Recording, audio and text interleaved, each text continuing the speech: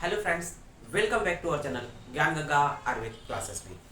आज हम लोग बात करने वाले हैं क्रिया शारीर के अंतर्गत सेकंड पेपर में हम लोग बात करेंगे उपधातु। जैसा कि देख रहे हो कि धातुओं का डिटेल वर्णन हम लोगों ने पढ़ा है, कुछ धातुओं के बारे में हम लोगों ने पढ़ चुका है, अभी कुछ धातुएं बाकी है, लेकिन उसके पहले हम लोग देख सकते हैं कंप्लीट करने से पहले उपधातु की बात करेंगे। अर्थात कहीं ना कहीं धातुओं से ही रिलेटेड उपधातुएं होती है।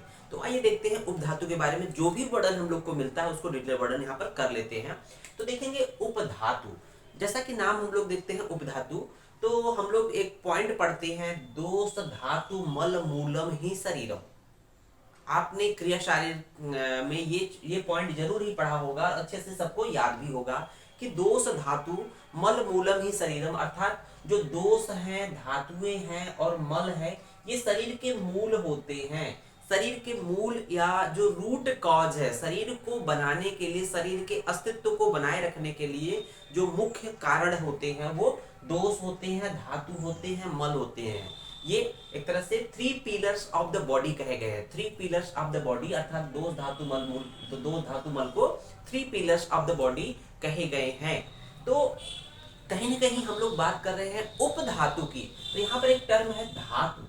धातु और उपधातु ये कहीं ना कहीं एक दूसरे से मिलते जुलते शब्द होते हैं, और जो धातु उपधातु का निर्माण भी कहीं ना कहीं धातु के अंतर्गत ही आता है और उसका निर्माण धातु के द्वारा ही होता है, इसलिए इसको हम लोग इसके अंतर्गत ही पढ़ते हैं।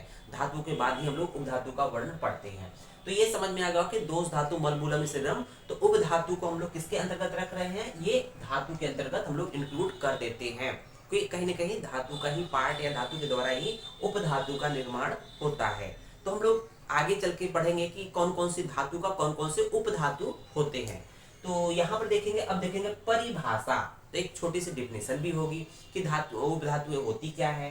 तो देखेंगे यहाँ पर उपधातु की डिफिनेशन बहुत एग्जैक्ट नहीं दी गई है, लेकिन काय चिकित्सा एक बुक होती है, उसमें क्या लिखा गया है, उपमितम धातु भी इति उपधातु। उपमितम का मतलब होता है धातु के स्वरूप वाली, अर्थात शरीर में कुछ ऐसी संरचनाएं, स्ट्रक्चर्स होती हैं, कुछ ऐसे स्ट्रक्चर्स या संरचनाएं होती है जो कि उपमितम धातु भी, धातु के समान कुछ शरीर में, धातुओं के समान ही शरीर में कुछ ऐसी संरचनाएं होती है जिसको उपधातु कहते हैं। तो इसका सिंपल मीनिंग हो गया कि शरीर में कुछ ऐसी संरचनाएं भी होती हैं जो धातुओं के समान होती है, उसको हम लोग उपधातु की श्रेणी में लाते हैं, उसको उपधातु की संज्ञा देते हैं।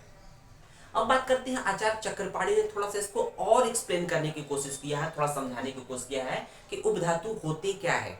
कि ये चक्रपाणी जो टीका है, एक इन्होंने किस पे किया है, चरक चिकित्सा 15वें नंबर के 17वें नंबर के श्लोक पर उन्होंने एक्सप्लेन किया है। चक्रपाणी ने ये चरक चिकित्सा के 15वें चैप्टर के 17वें नंबर के श्लोक पर उन्होंने एक कमेंट्री की है। उन्होंने क्या कहा है कि उपधातु के अंतर्गत हम कौन सी रचना को लेंगे, तो उपधातु के अंतर्गत उन रचनाओं अर्थात उन स्ट्रक्चर्स को सम्मिलित किया गया है, अर्थात इंक्लूड किया गया है, जो शरीर को आधार तो प्रदान करते हैं, शरीर को आधार प्रदान कर रहे हैं, इसका मतलब शरीर को सहारा दे रहे हैं, उनको एक तरह से पिलर का कार्य कर रहे हैं, शरीर को बनाए रखने का कार्य करते हैं, शरीर को धारण करते हैं, प्रदान करते हैं, परंतु उनका पोषण नहीं करते हैं। तो ये बेसिक डिफरेंस है धातु और उपधातु में। तो यहाँ पर उपधातु के बारे में चक्रपाणी ने कहा है कि शरीर में कुछ ऐसी संरचनाएं होती हैं, उपधातु के अंतर्गत हम कुछ ऐसी संरचनाओं स्ट्रक्चर्स को इंक्लूड करेंगे जो शरीर को आधार अर्थात उनको बेस प्रोवाइड करती हैं, शरीर को बनाए रखने में एक मदद करती हैं, लेकिन क्या करती है, वो शरीर का पोषण नहीं करती है, वो शरीर का पोषण नहीं करती। तो यहाँ से एक बात क्लियर होती आती है कि जो उपधातुएं होती हैं शरीर को आधार प्रदान करती है, अर्थात शरीर को धारण करती है, लेकिन शरीर का पोषण नहीं करती है। इससे स्पष्ट हो जाता है कि जो धातुएं होती हैं, धातुएं शरीर का धारण प्लस पोषण दोनों कार्य करती हैं। शरीर का धारण भी करती हैं, साथ ही साथ शरीर का पोषण भी करती है, उनको न्यूट्रिशन प्रोवाइड करती है। लेकिन उपधातुएं केवल शरीर का धारण करती हैं, केवल शरीर का धारण करती हैं, पोषण नहीं करती है। तो ये बच्चों बेसिक डिफरेंस है, आपसे पूछा जाता है धातु और उपधातु में अंतर बताइए। तो धातुएं जो होती है शरीर का धारण एवं पोषण दोनों कार्य करती हैं, जबकि जो उपधातु है केवल शरीर का धारण करती है, पोषण नहीं करती है। अब बात करते हैं कि उपधातु का निर्माण और उनका पोषण कैसे होता है। अगर उपधातु का निर्माण हो जाएगा तो उनका पोषण कैसे होगा। तो पहली बात करते हैं उपधातु का निर्माण। जैसा कि हम लोगों ने देखा होगा कि रसाद रक्तम ततो मांसम मांसाद मेदो ततो अस्थिच, तो ये आपने श्लोक पढ़ा होगा कि धातुओं का निर्माण कैसे होता है क्रिया शारीर के अंतर्गत। तो चरक ने क्लियर कट कहा है कि जो आहार रस होता है, जो हम लोग पंचभौतिक आहार खाते हैं, उस पर जठराग्नि की क्रिया होती है, तो उससे एक आहार रस का निर्माण होता है। उस आहार रस पर पर्टिकुलर अग्नि की क्रिया होती है। तो यहाँ पर हमें रस धातु का निर्माण करना है, रस धातु उपधातु का निर्माण करना है, तो यहाँ पर रसाग्नि क्रिया करा रहे हैं। तो रसाग्नि की क्रिया होगी आहार रस पे, तो सार भाग और किट्ट भाग बनेगा। सार भाग पुनः दो भागों में विभक्त हो जाता है। रस धातु में जो मेन पार्ट होता है रस धातु और छोटा सा पार्ट होता है उपधातु का निर्माण होता है। और देखेंगे इस रस धातु की उपधातु स्तन्य और आर्तव है। इसी तरह से आप उसके नेक्स्ट उपधातु का निर्माण भी कर सकते हैं। तो अब बात करते हैं कि जब इस उपधातु का निर्माण हो गया, अर्थात रस धातु की जो उपधातु है स्तन्य और आर्तव का निर्माण हो गया है, तो इनका पोषण कैसे होगा। तो यही आहार रस के द्वारा ही इस उपधातु का भी पोषण होता रहता है। उसी क्रम में उनका निर्माण भी होता है, उसी आहार रस के द्वारा उनका पोषण भी होता है।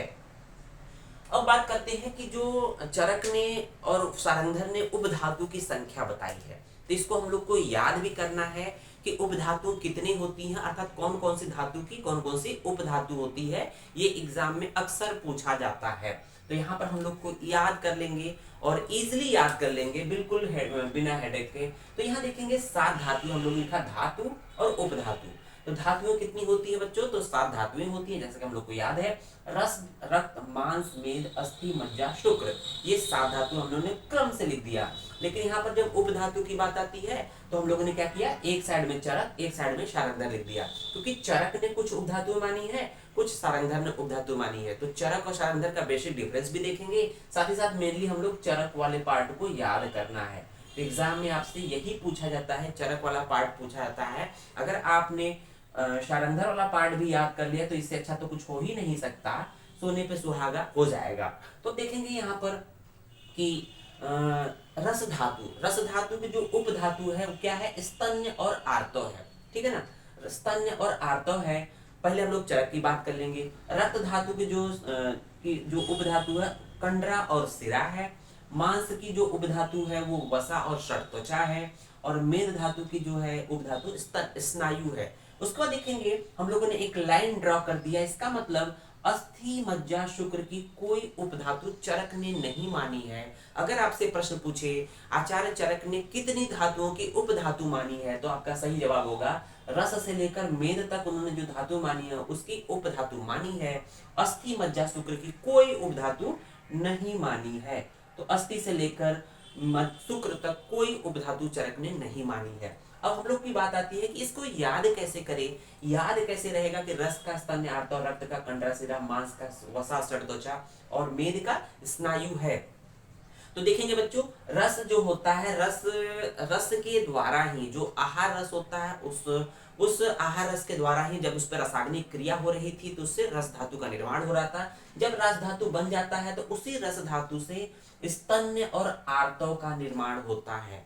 तो हम लोग देखते हैं जब कोई माँ होती है अपने बच्चों को दूध पिलाती है, जब उसमें जब वो स्तन्य का मतलब क्षीर जो बच्चों को दूध पिलाती है माँ, तो देखते हैं कि अगर उसको अच्छे से भोजन नहीं मिलता, उसको आहार नहीं मिलता, अर्थात उसके रस धातु का क्षय होता है, तो उसका स्तन्य का भी क्षय होता है। और साथ ही साथ अगर कोई अन्य स्त्री है जिसमें आर्तव का मतलब क्या है, मेंस्ट्रुअल ब्लड की बात करते हैं, अगर उसको प्रॉपर आहार नहीं मिलता तो कहीं ना कहीं मेंस्ट्रुअल जो ब्लड फ्लो होता है वो प्रॉपर अमाउंट नहीं आता है। तो डायरेक्ट प्रभाव पड़ता है कि अगर रस धातु कम है, आहार रस प्रॉपर तरीके से नहीं ले रहा है, तो उसमें आर्तव का निर्माण कम होगा और मेंस्ट्रुअल ब्लड भी कम आएगा, अर्थात आर्तव अर्थात स्तन्य बच्चे को दूध भी पिला नहीं पाएंगे अच्छे से।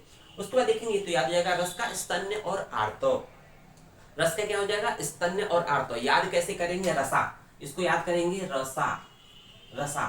तो रस से रस हो जाएगा, रस सौ से स्तन्य और से आर्तव, तो रसा हो जाएगा, स्तन्य और आर्तव हो जाएगा। देखेंगे रक्त धातु की उपधातु कंडरा और सिरा। तो हम लोग को पता है कि जो रक्त कहाँ बहता है, रक्त कहाँ बहता है, तो सिराओं में रक्त बहता है। रक्त कहाँ बहता है, सिराओं में रक्त बहता है।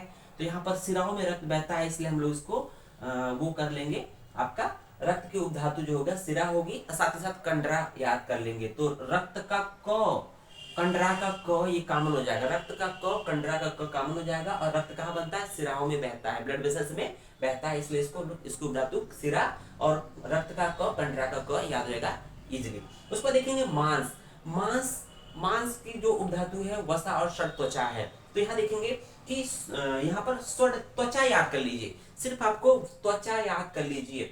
तो मांस जो कवर करता है, मांस जो कवर करता है उसके ऊपर क्या होती है, स्किन होती है, त्वचा होती है बच्चों। मांस को कवर करने के लिए उसके ऊपर स्किन होती है, तो त्वचा उसकी क्या हो गई, उपधातु हो गई। और त्वचा कहीं ना कहीं त्वचा का व याद कर लीजिएगा, त्वचा का व से वसा हो जाएगा, त्वचा का व से वसा।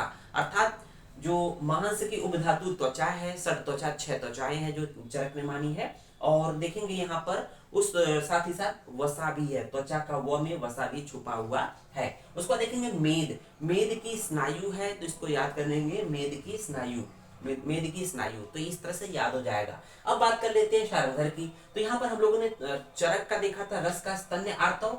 अगर हम लोग को सारंगधर का देखना है, तो जो चरक का स्तन्य आर्तव था उन्होंने रस धातु की स्तन्य में कर दिया, रस धातु की जो उपधातु स्तन्य कर दिया, रक्त की आर्तव कर दिया। तो यही दो पार्ट इसमें कंक्लूड हो गया। आर्तव आपका नीचे आ गया, इसका मतलब रस का उपधातु स्तन्य सारंगधर ने माना है और रक्त का आर्तव माना है। ये दोनों पॉइंट को भूल जाइए सारंगधर के समय। उसको देखिए मांस। मांस की जो उपधातु है सारंगधर ने वसा मानी है, यहाँ पर भी वसा मानी गई थी, उन्होंने षड त्वचा नहीं मानी है, उन्होंने एक एक करके मानी है। मेद की जो उपधातु सारंगधर ने स्वेद मानी है। तो देखते हैं जो ज्यादा मेदस्वी जो मोटे लोग होते हैं उनको ज्यादा स्वेटिंग होती है, पसीने आते हैं, इसलिए उन्होंने मेद का स्वेद मान लिया उपधातु। उसको देखेंगे जहां पर चरक ने नहीं माना था अस्थि मज्जा शुक्र, अस्थि की उपधातु दांत मानी है, दंत अर्थात दांत को उन्होंने अस्थि की उपधातु मान लिया है। उसको देखेंगे मज्जा। मज्जा का केश रोम माना है, इसको थोड़ा सा अलग कर लीजिएगा, मज्जा की उपधातु केश और रोम है। उसको देखेंगे शुक्र की उपधातु ओज मानी है। तो इस तरह से हम लोगों ने देखा कि सिर्फ आचार्य सारंगधर ही है जिन्होंने ओज को उपधातु में काउंट किया है, वो भी किसका, शुक्र धातु की उपधातु को रूप में ओज को काउंट किया है। तो इस तरह से हम लोगों ने उपधातु वाला पार्ट कंप्लीट कर लिया। उम्मीद है वीडियो आपको अच्छा लगा होगा। आज वीडियो को अधिक से अधिक लाइक, शेयर और अधिक से अधिक चैनल को सब्सक्राइब करें। धन्यवाद।